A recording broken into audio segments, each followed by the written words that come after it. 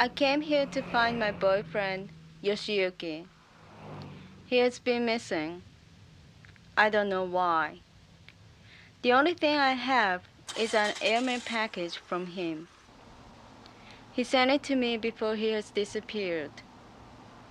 No letters, but his pictures, a cassette tape, and a book titled Technopoly were in it.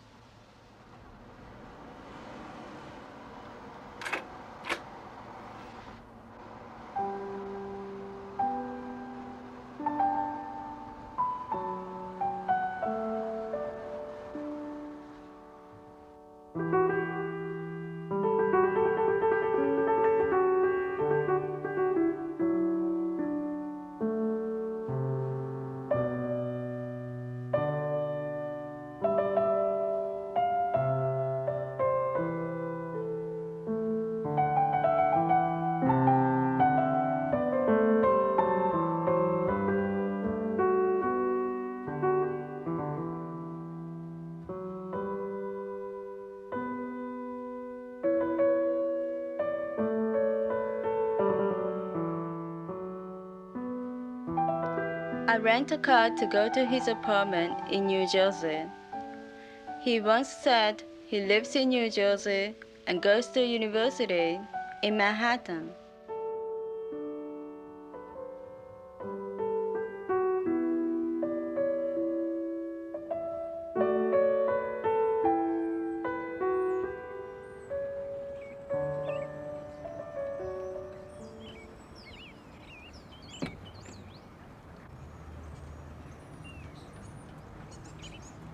My name is Mika, by the way.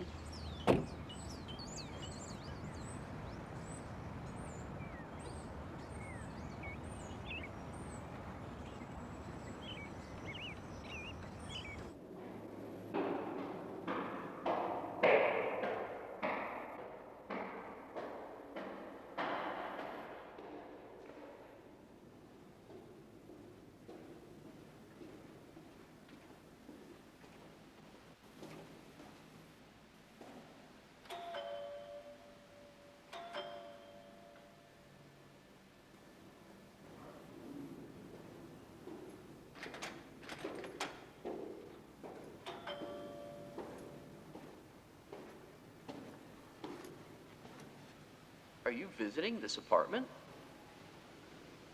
Yeah, I haven't seen him for a few months.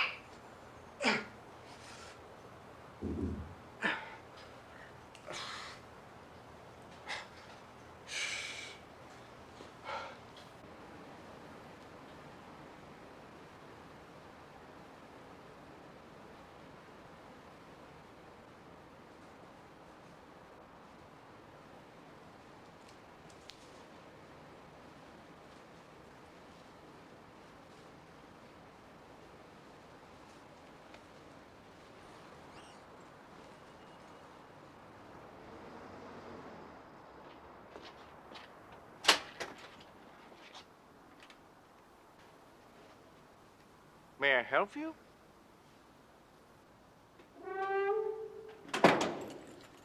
Are you living in this apartment? Yeah?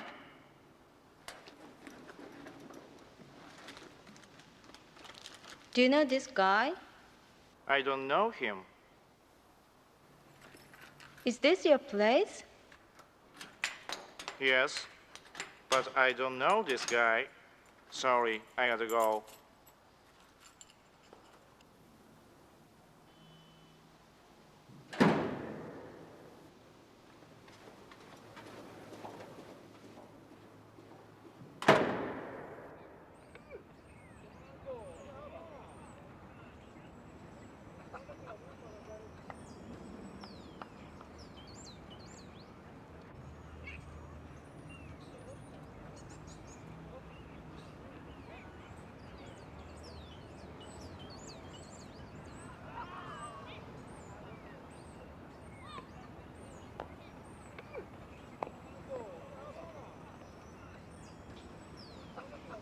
Beautiful.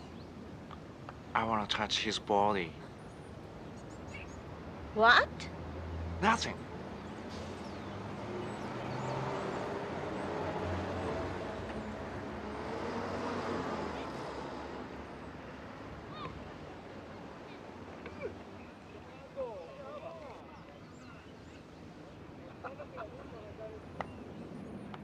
Why are you following me? 'Cause I have nowhere to go. Who is that guy in the pictures? His name is Yoshiyuki, my boyfriend.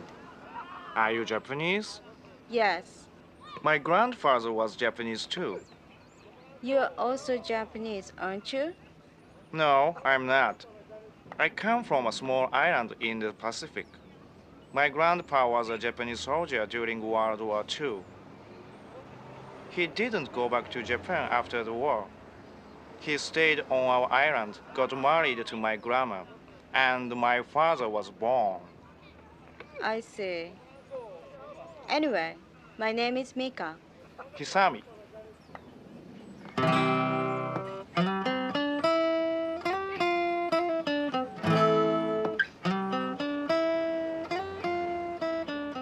why are you looking for your boyfriend? He has been missing. He came to the US to go to a graduate school 6 months ago. But I haven't heard from him for the last couple of months. I went to his apartment, but no one was there. Why did you come here? 'Cause I found your address on the last page of his book, Technopoly, What is his major? Media Ecology. Media ecology? What's that? I don't know. Um, a kind of communication study, I think.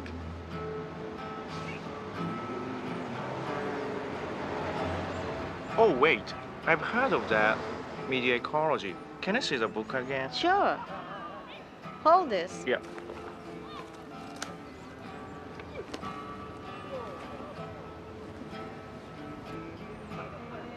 Oh, that's Yoshiyuki. Stay here.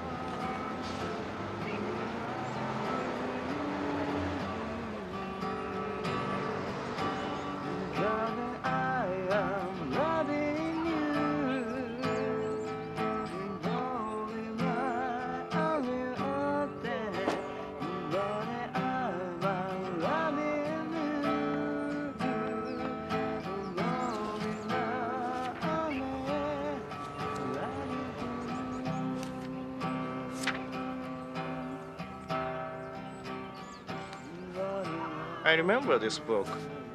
About 1 month ago, an Asian guy spoke to me in this park. I think that guy was her boyfriend.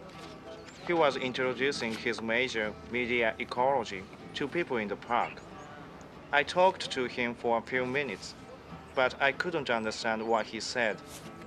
He wanted to see me again, so I told him my address because he didn't seem a bad guy. He wrote down my address. Excuse me, is this Thompson Square Park? No, this is Union Square. Which way is it? That way. Huh? I'll show you.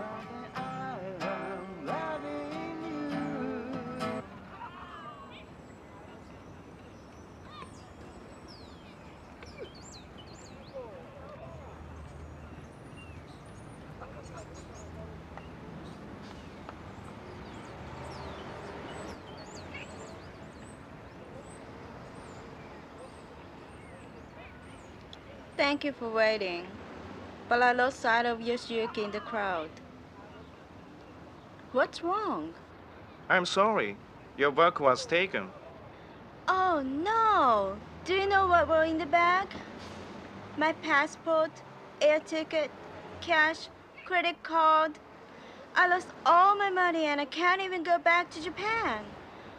Oh my god! Why don't you come to my apartment? I'll help you to look for your boyfriend.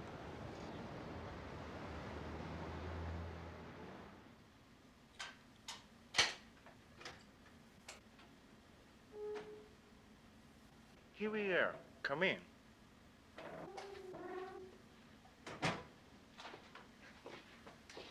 You can stay here as long as you want.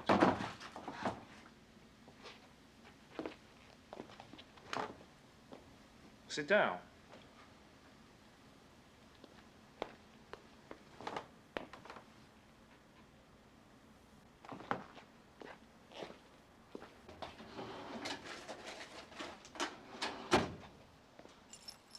This is a key to this apartment. Thanks. Come on, cheer up. You lost your backpack, but it's a good thing your traveling bag was in the car. There's nothing valuable in it. Just clothes.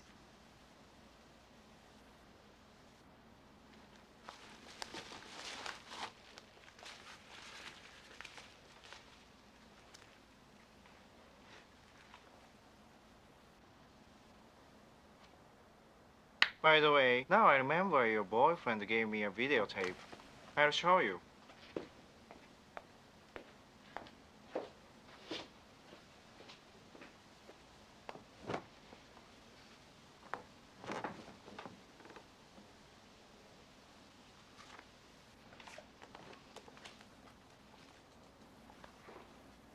Where is media ecology? Lectured by Dr. Terence Moran, the program director of media ecology, New York University. I got it.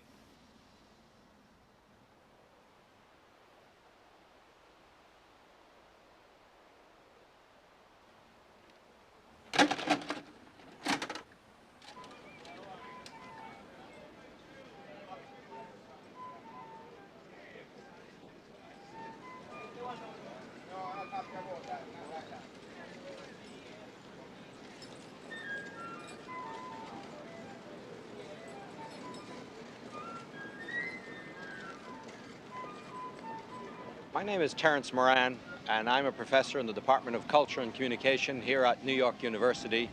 I'm also the program director for the Media Ecology program. What we study in media ecology is the environments that are framed by the communication systems of our culture. So we are very interested in knowing how it is that people behave within environments that are created by speech, by writing, by print, by the electronic media. One way of thinking about it is to remember the definition of an environment, or a medium, which you find in biology, and that is a medium is a culture, is an environment in which a culture grows. And we've used that metaphor to try to understand the environments that are created by our different media and the cultures that come out of them. And New York University is especially a good place for us to do this because it was here in 1840 that Professor Samuel Morse invented the electric telegram and bringing us into the electronic age.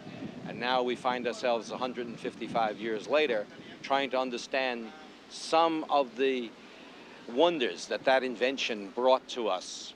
And we are now especially paying attention to what we call the information superhighway, the information autobahn, this new confluence of the computer, the satellite, the cable, television, video, fax machines, voice, telephone, all of the electronic media that we now think of that constitutes our culture are the most important things for us to be paying attention to.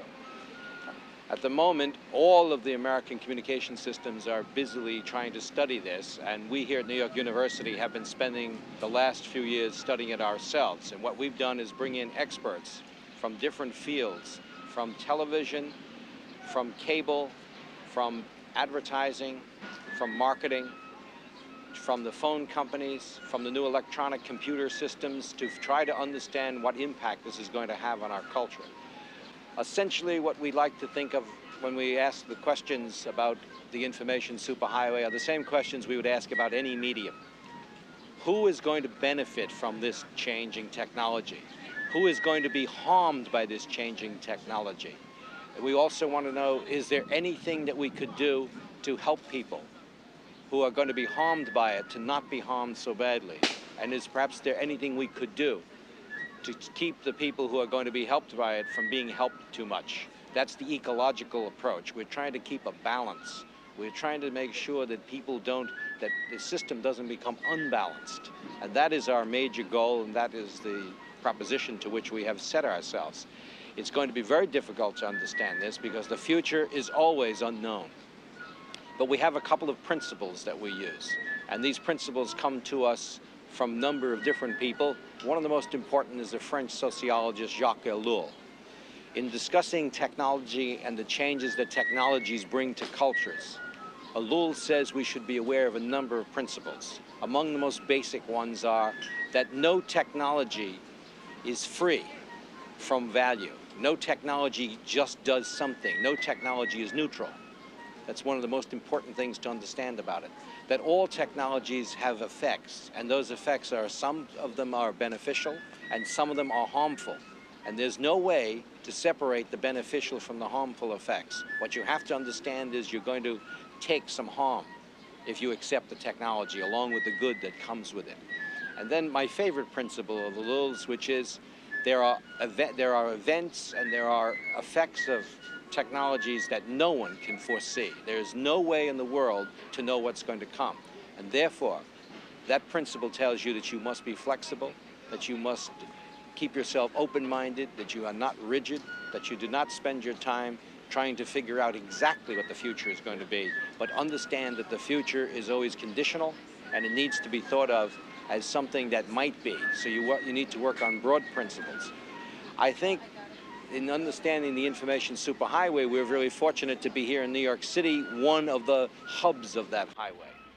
If there are two major places that the highway is taking place in, it's New York and Silicon Valley in California. And then, of course, Washington, D.C. is the third major Can you area. understand what he's saying? I'm not sure it's hard to understand. We will never know exactly what the future is going to hold for us, but in order to understand the impact of the information superhighway, we need to take an ecological approach and understand that it will impact on our society, it will change our environments. We just need to prepare for the future. Good luck.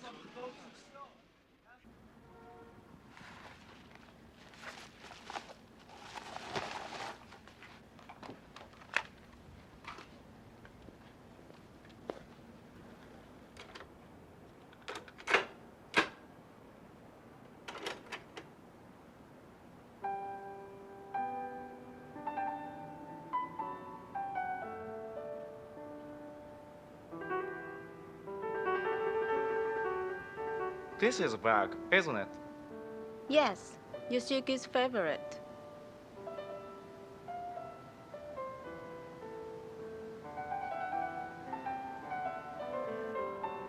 I want to build my body like Peter's, Peter?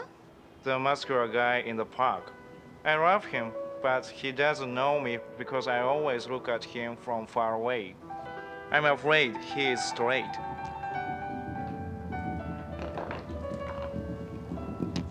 He doesn't know you at all? How did you know his name? I followed him from the park and checked his apartment and nameplate. You're a good detective, aren't you? Oh, yeah. Okay, Mr. Detective, please tell me Yoshiyuki's whereabouts. Hey, look at the building behind him. I know, they are downtown. All these pictures were taken at the same place, probably at the rooftop of an apartment downtown. We can find out the location of the apartment from these pictures. It must be an important clue to whereabouts, you know. Let's go find the place. I'm sorry, I have no time to go with you. But I suggest you call a Japanese gentleman named Mr. Ohira in Roosevelt Island. He knows almost all buildings in Manhattan. You can find his phone number in my address book on the desk. Sorry, I gotta go.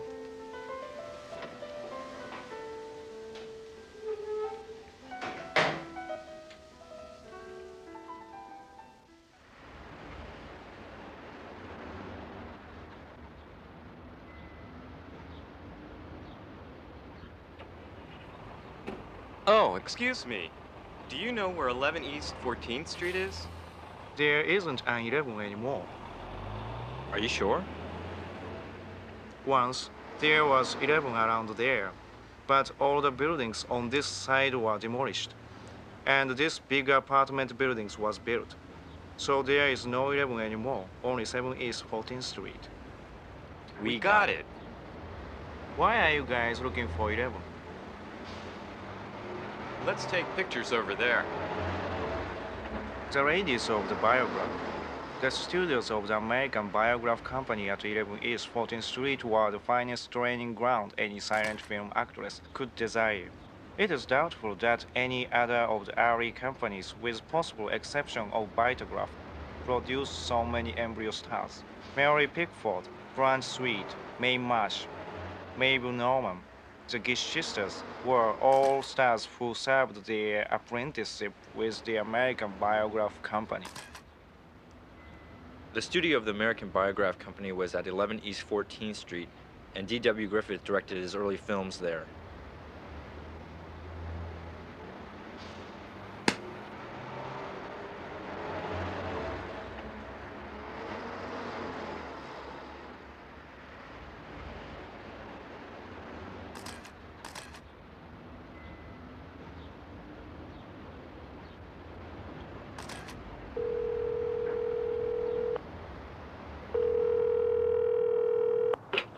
Hello?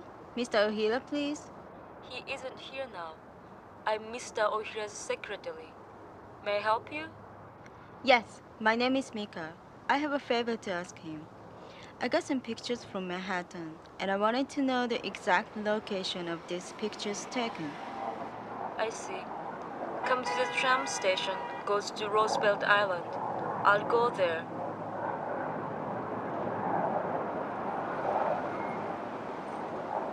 Are you Mika? Give me the pictures. Mr. Ohira doesn't want to see anyone now. Wait here. I'll be back soon and tell you the photograph's location.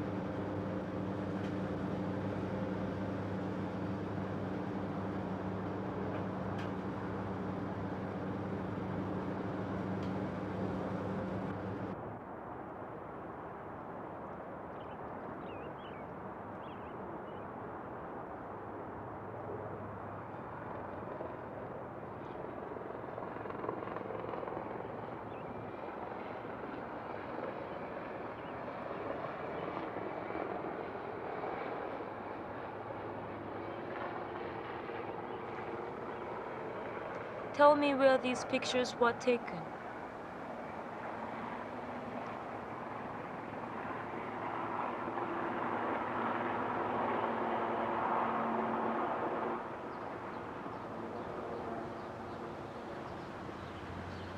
Village.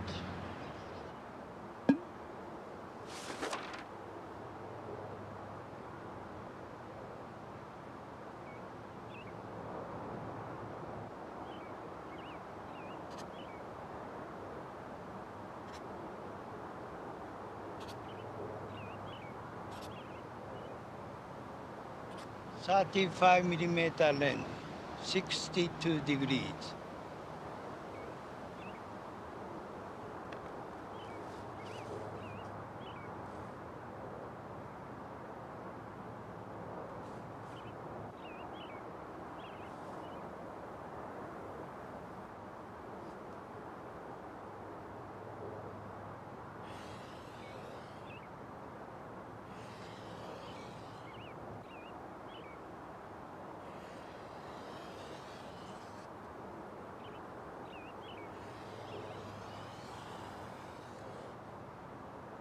'48 West 8th Street.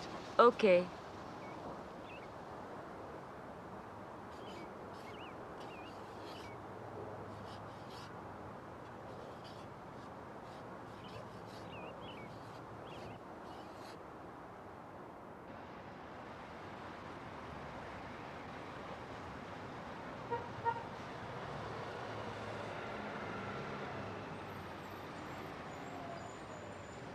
'48 West 8th Street.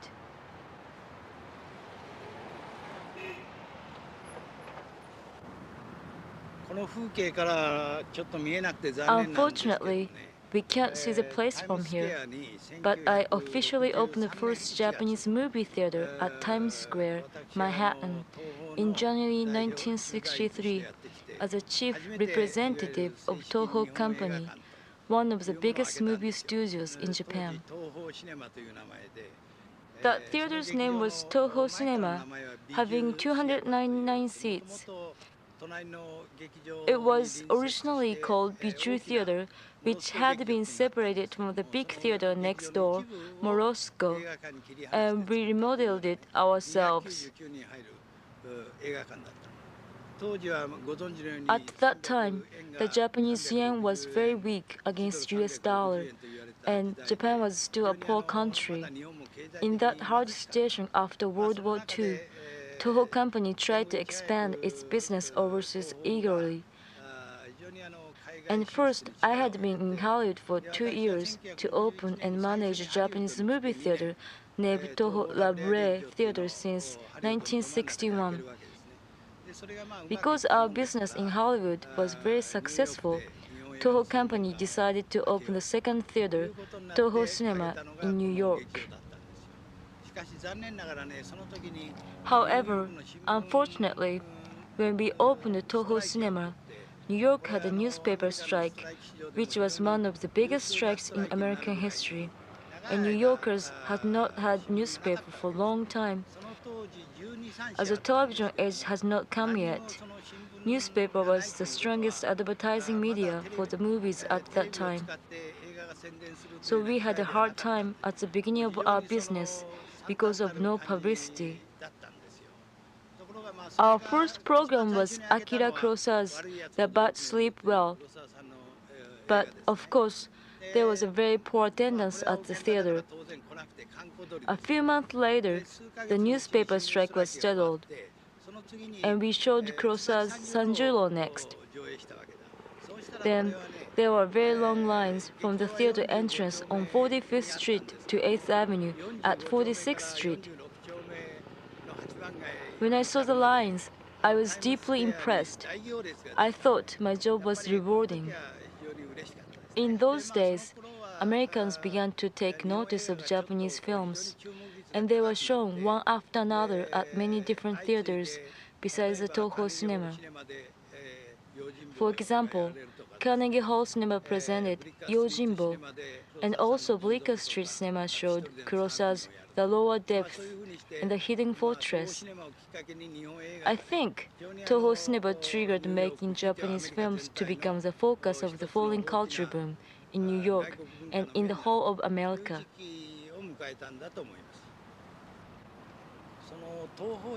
Toho Cinema was located at 45th Street, Times Square, and now a big hotel named New York Marriott Marquis Hotel stands there.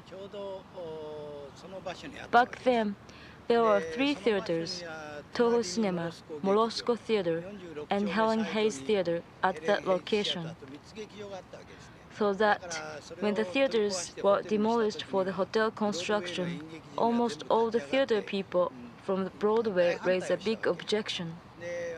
I remember that I went there one day and picked up a broken piece of my theater for my memory. Now everything became a legend. The memory of my youth went to the bottom of the Marriott Marquis. Then, in the age of Toho Cinema, Japanese films attracted many New Yorkers' attention for the first time. Whenever I look at the Marriott Marquis Hotel, I wonder when the renaissance of Japanese films will come. I had a lot of trouble in managing Toho Cinema because of the weakness of Japanese yen against the US dollar. But now the trouble become wonderful and precious memories for me. I think that not only myself, but also the whole of the Japanese film world can be proud of the activities of the Toho Cinema.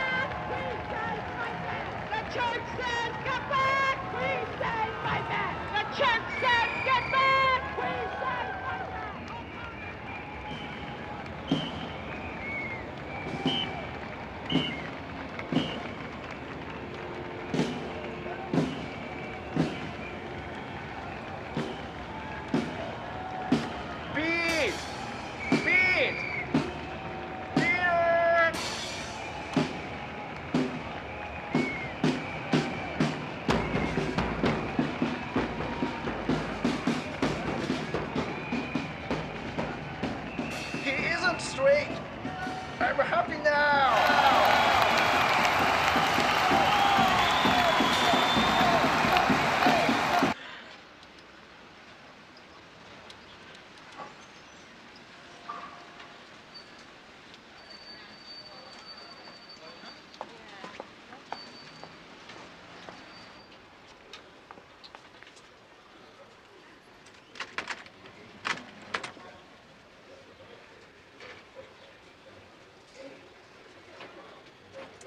Excuse me.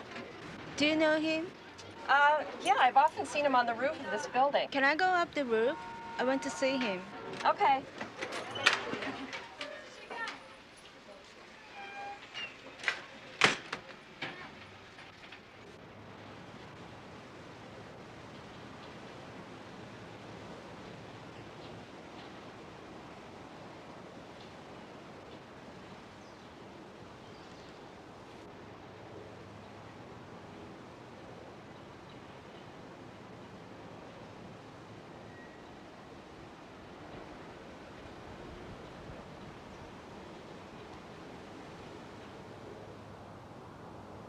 Is this the place you're looking for? Yeah, I guess so. Thank you very much. You're welcome.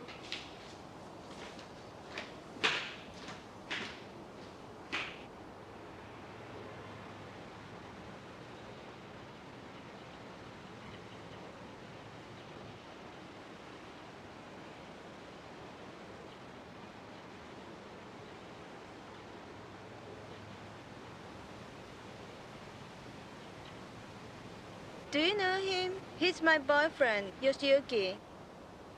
Do you know what media ecology is? No, I don't. You cannot see him unless you understand media ecology, Why? because he is a media ecologist now.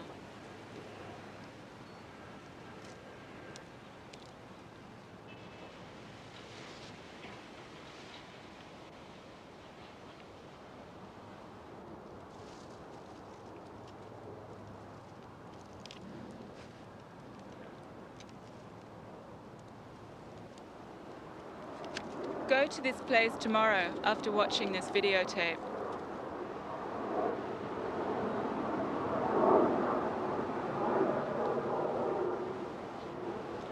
Is an airplane a medium or not? Of course not. You're wrong. Not only an airplane, but also all transportation facilities are media. Media means all man-made technologies, and any technology gradually shapes a complete new human environment.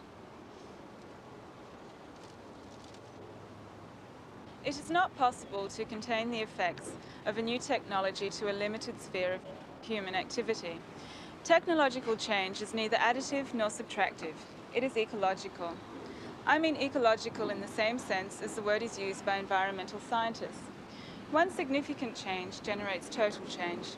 If you remove the caterpillars from a given habitat, you are not left with the same environment minus caterpillars. You have a new environment, and you have reconstituted the conditions of survival. The same is true if you add caterpillars to an environment that has had none. This is how the ecology of media works as well. A new technology does not add or subtract something. It changes everything. In the year 1500, 50 years after the printing press was invented, we did not have the old Europe plus the printing press. We had a different Europe. After television, the United States was not America plus television. Television gave a new coloration to every political campaign, to every home, to every school.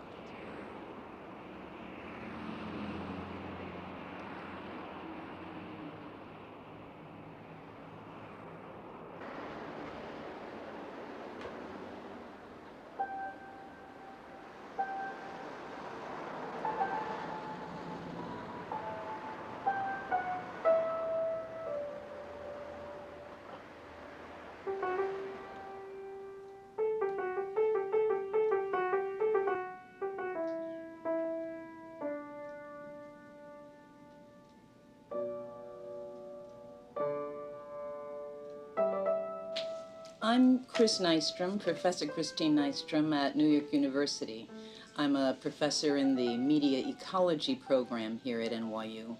And I wanted to talk today a little bit about what media ecology is, what we study, and why we think it's particularly important right now in the cultures of the world as we move into an information environment that's very different from the environments we've known in the past. And I use the word environment because most people mean by the word ecology the study of environments. And I think when most people think about ecology, they think about people who study the natural environment, places like the Brazilian rainforest or the environment of a swamp or a pond or the tundra of the farther north by the Arctic Circle. And that's what natural ecologists do. They study these kinds of biological environments. And media ecology is also the study of environments, but it's the study of a special kind of environment, and the environment in which human beings spend the most part of our time. And of course we do live in the natural environment because we're biological creatures like dogs and cats and lions and wolves and other kinds of creatures. But we're also very special kinds of creatures because we have this capacity that no other creature has to make symbols, to make words, to remember our experiences by, to make pictures, to draw our experiences with, to make moving pictures, to make even fuller representations of experience. And all these are parts of the symbolic environment that humans live in.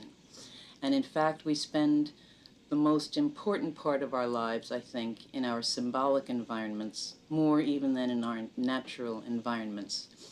And therefore, what media ecologists study is the symbolic environments that humans spend their time in.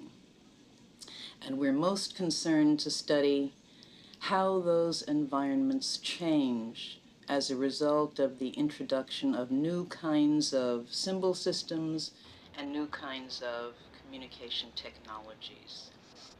The first is that our symbols and our media are not neutral ways in which we simply express ourselves.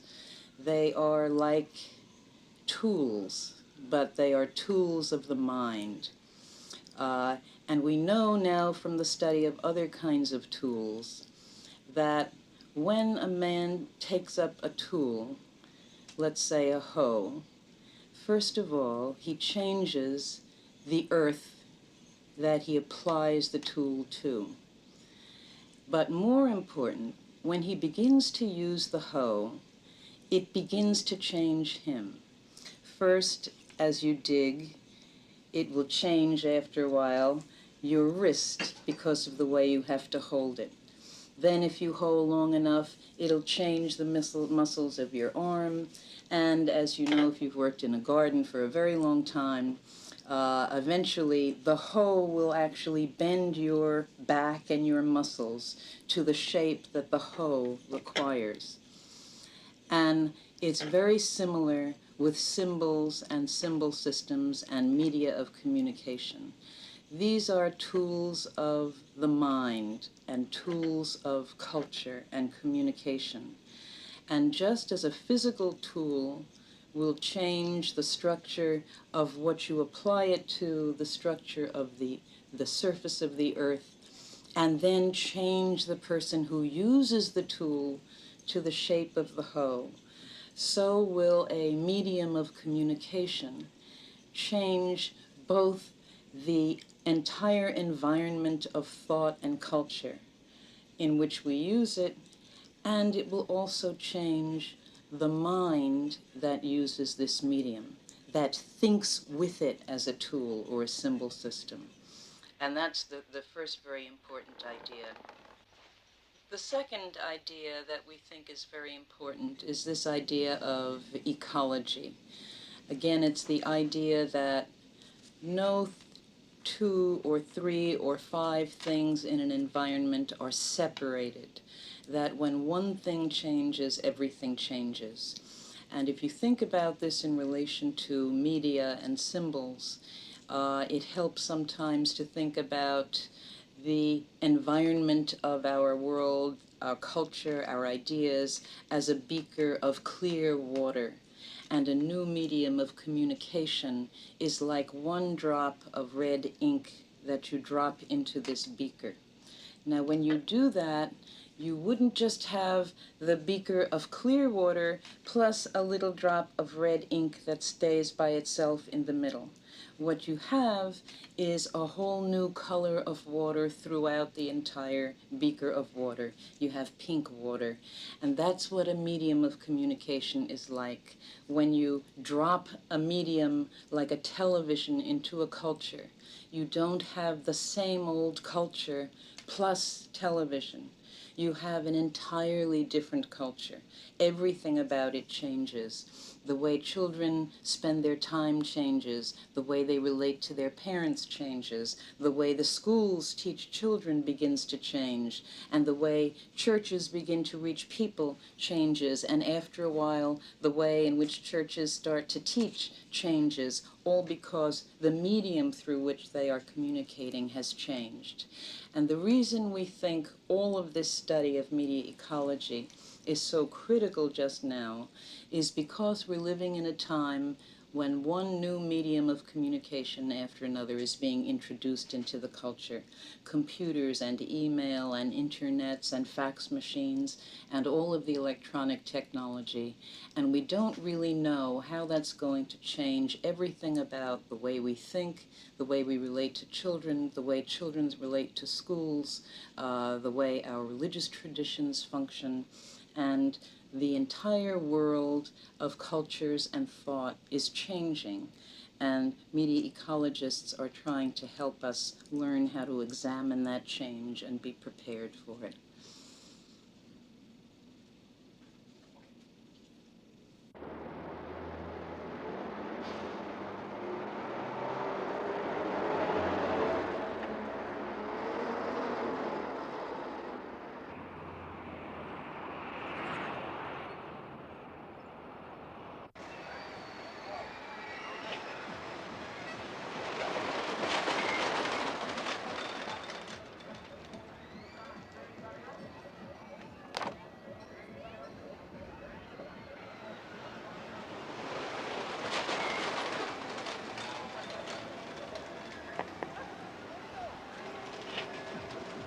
Are you waiting for Yoshiyuki? Come with me.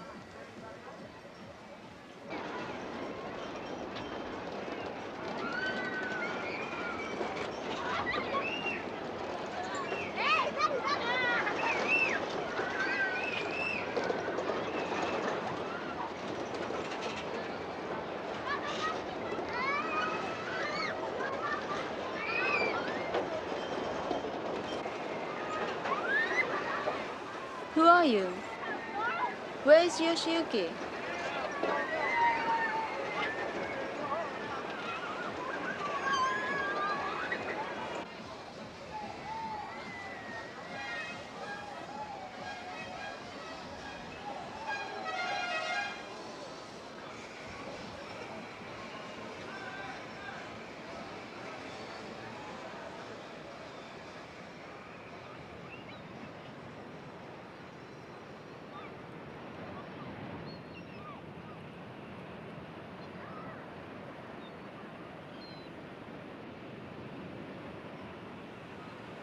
Yeah.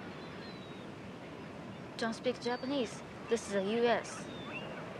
Hello. Do you understand what media ecology is? Yes, now I understand his stupid idea. If you think so, he won't see you anymore. He will stay with me. Do you really want to? Sorry. いて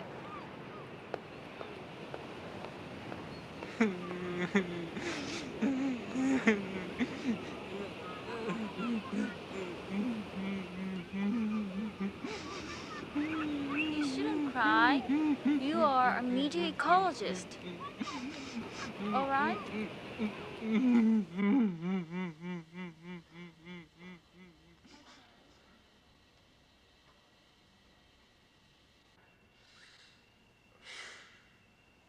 Pete, am I good? Doing good, man. You look great. Keep going. Push. Big chest right here. Keep going. Again. 5 more.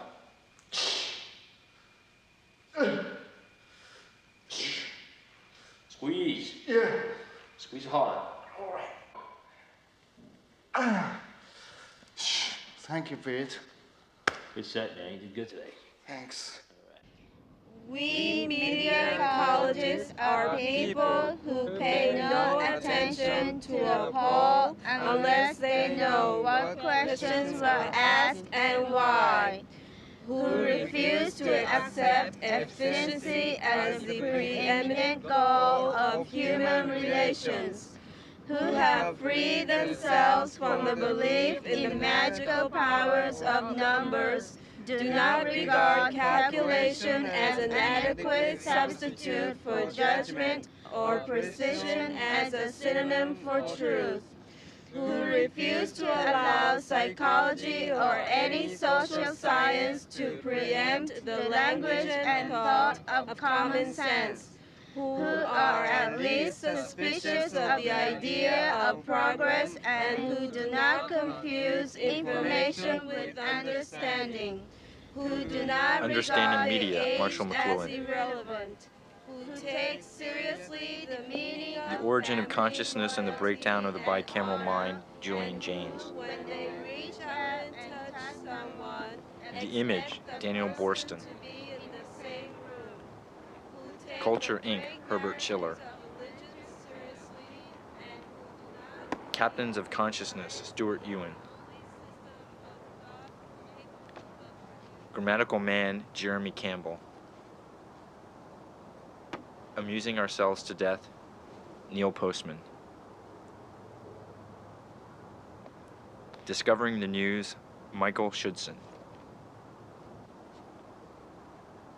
Small is Beautiful, E.F. Schumacher. Seeing Through Movies, Mark Crispin Miller.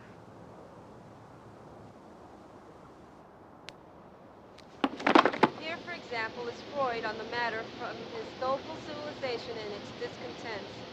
One would like to ask, is there then no positive gain in pleasure, no unequivocal increase in my feeling of happiness if I can, as often as I please, hear the voice of a child of mine who is living hundreds of miles away, or if I can learn in the shortest possible time after a friend has reached his destination that he has come through the long and difficult voyage unharmed?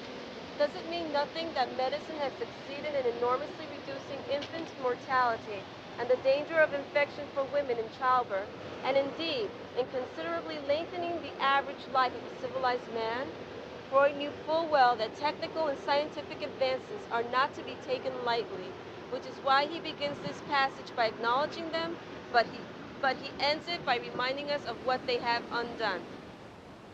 If there had been no railway to conquer distances, my child would never have left his native town, and I should need no telephone to hear his voice.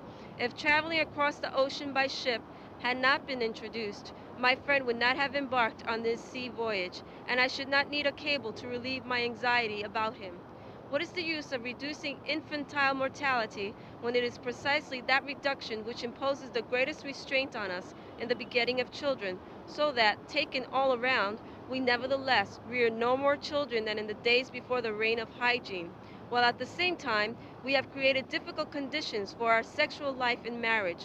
And finally, what good to us is a long life if it is difficult and barren of joys, and if it is so full of misery that we can only welcome death as a deliverer? How many books did you read this week? 2. Just 2? It isn't enough for you. Anyway, comment on Plato's Phaedrus from a media ecological point of view. Oh, sorry, I can't. You have to study harder and harder, all right?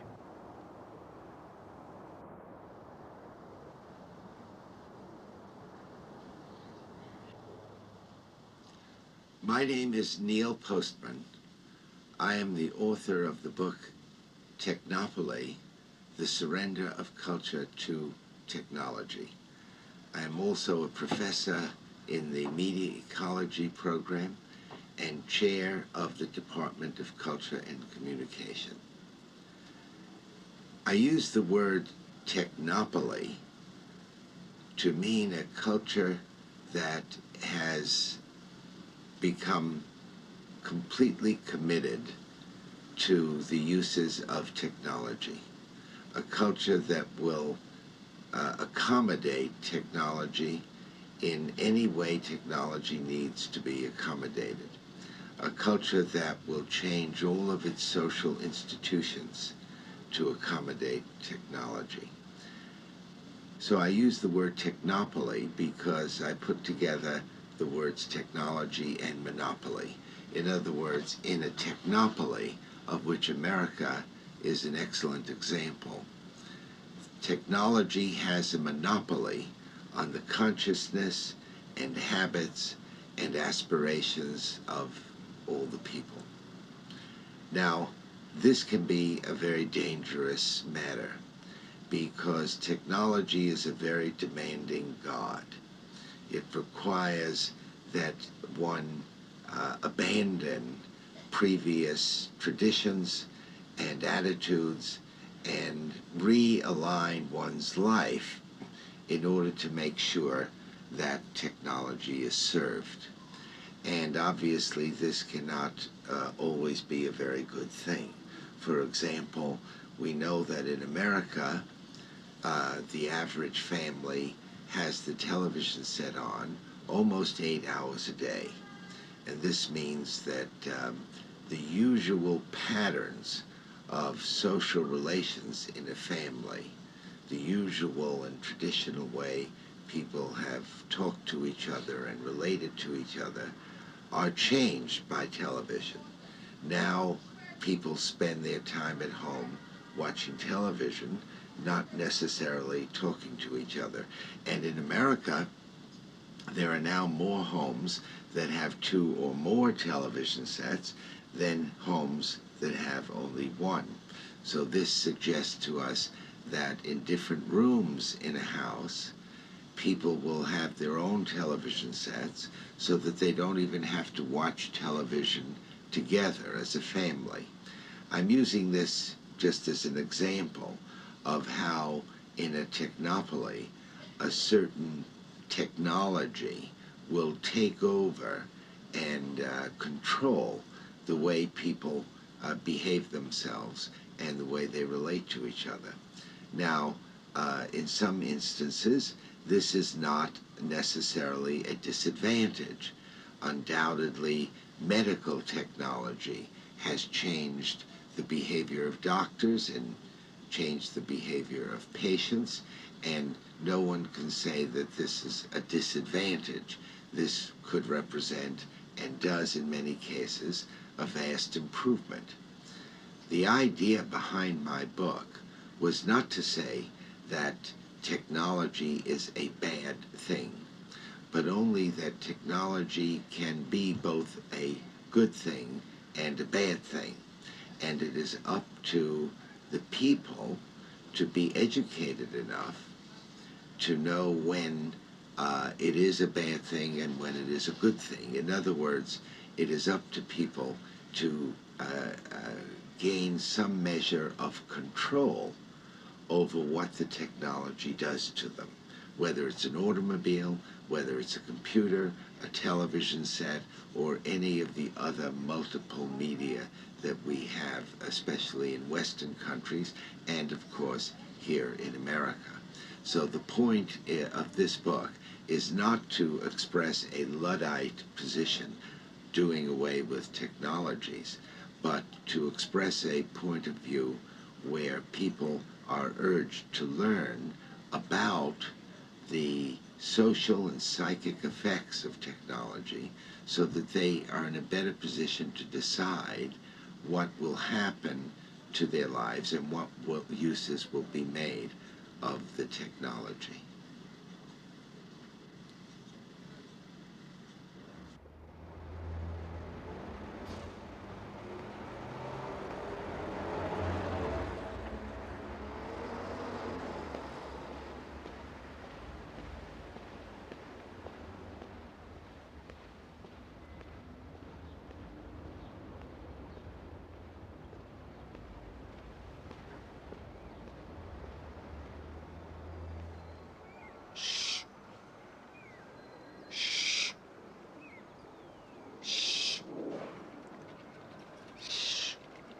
Sammy, calm down.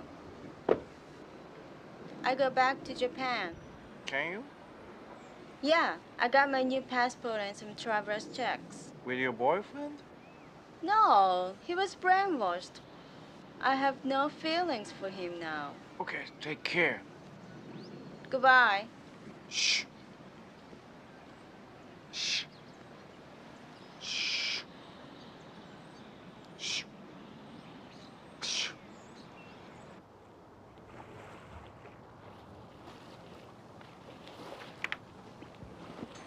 In 1626, Dutch bought this island from Native Americans, only for 60 guilders.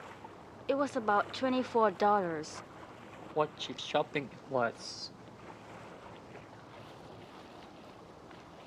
Hey guys, did you complete his training? He's in the second level now. Okay, let me try him out. Come on.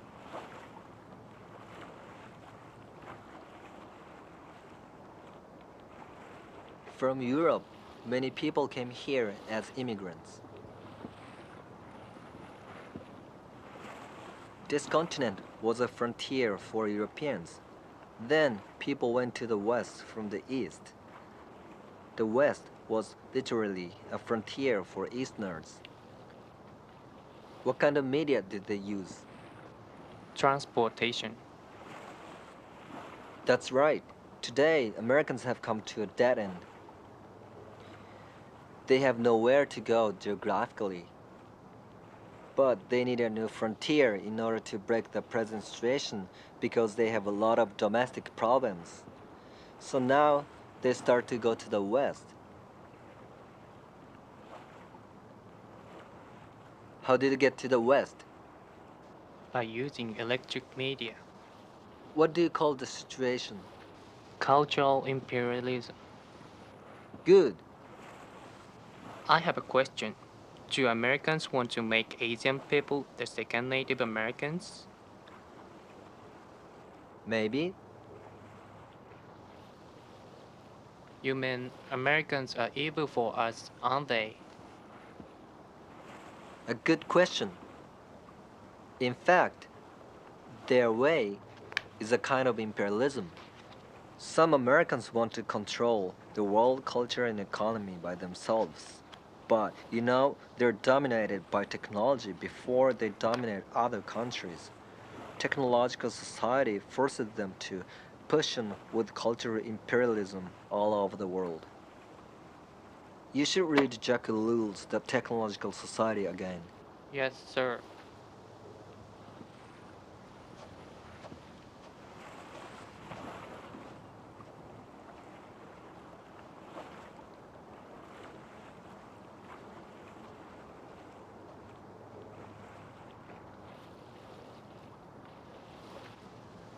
Nice job. You must be tired. Little bit. Do you want to go back to Japan to see your ex-girlfriend? No. 'Cause she couldn't understand media ecology. She's a typical stupid Americanized Japanese. There are a lot of young Japanese like her. They are greatly influenced by the American pop culture. It's not bad. I love the American culture too. But the problem is they never think about how the American culture would change the Japanese and Japanese society, and what effect the American culture would have on the way of thinking of the young Japanese. That's a good point. You got the media ecological point of view at last. Thanks. Japan. The opposite side of the earth. Yeah. In Tokyo, it's almost 11 in the evening now. New York's daytime is Tokyo's nighttime. No technology can change this fact so far. Let's go back to our room.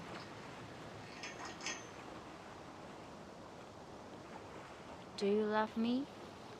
Yes, of course, because you're my senior media ecologist.